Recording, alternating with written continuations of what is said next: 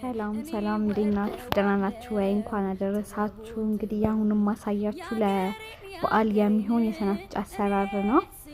እንግዲህ ለስጋም ለብዙ ነገር ትጠቀሙታላችሁ፣ ለጥብስ ምናምን እና አሪፍ የሆነ የቤት ሰናፍጭ ነው አሰራሩ ማሳያችሁ። ያው እንደምታዩት አንድ ካፕ እንትን ያደረኩት ሰናፍጭ፣ ከዛ በኋላ 2 የሎሚ ጭማቂ በሾርባ ማንኪያ 2 እናደርጋለን። ከዛ የአንድ ሻይ ማንኪያ ጨው፣ ከዛ ግማሽ የሻይ ማንኪያ እርድ እና 1 የሻይ ማንኪያ ኮረሪማ ካደረግን በኋላ በእንትን ምን እናፈላለን፣ ዝንጅብልና ነጭ ሽንኩርት ልጠን አጥበን በደቃቁ ሳይሆን በኖርማል ከተፍ እናደርገውና እናፈላዋለን። ከፈላ በኋላ ትንሽ ከቀዘቀዘልን፣ በጣም መቀዝቀዝ ሳይሆን በደንብ ከሰከነልን በኋላ እንደዚህ ለክተን እያደረግን በደንብ እናማስላለን ማለት ነው።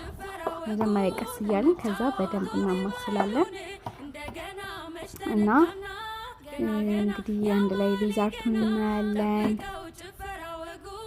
በጣም አሪፍ ሰናፍጭ ነው የምትሰሩት። በቤታችሁ ሁላችሁም ሞክሩት እንደያስፈላጊነቱ ጠብ እያደረግን። ከዛ ያው እንትን መሆን አለበት፣ ለብ ያለ ወይ ደግሞ ትንሽ ሞቅ ያለ ነገር መሆን አለበት ሰናፍጭ ስንሰራ ማለት ነው።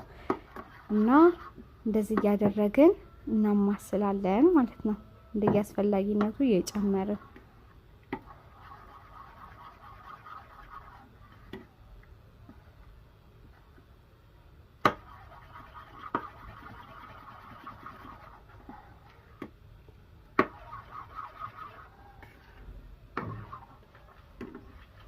እንደዚህ እያማሰልን ያው እያየን በደንብ ጓጎለው ነገር እየተከታተለ ነው ወይ የሚለውን ቼክ እያደረግን በደንብ እናደርጋለን። አሁን ያው ወፍሮብኛል፣ ይኸው እያደረግኩኝ በደንብ እያማሰልኩት ነው።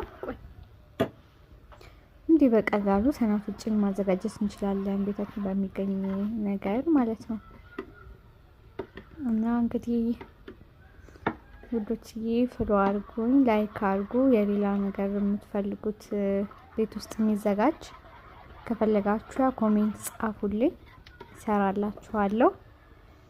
እና ያው እንግዲህ እንደዚህ ያደረጋችሁ ሰናፍጫችሁን በደንብ ካማሰላችሁ እያማሰላችሁ እዚህ ላይ ምንድነው እኔ የረሳሁት ነገር እንትን ስሰራ ዘይት ረስቻለሁና ዘይት ማድረግ አለብን።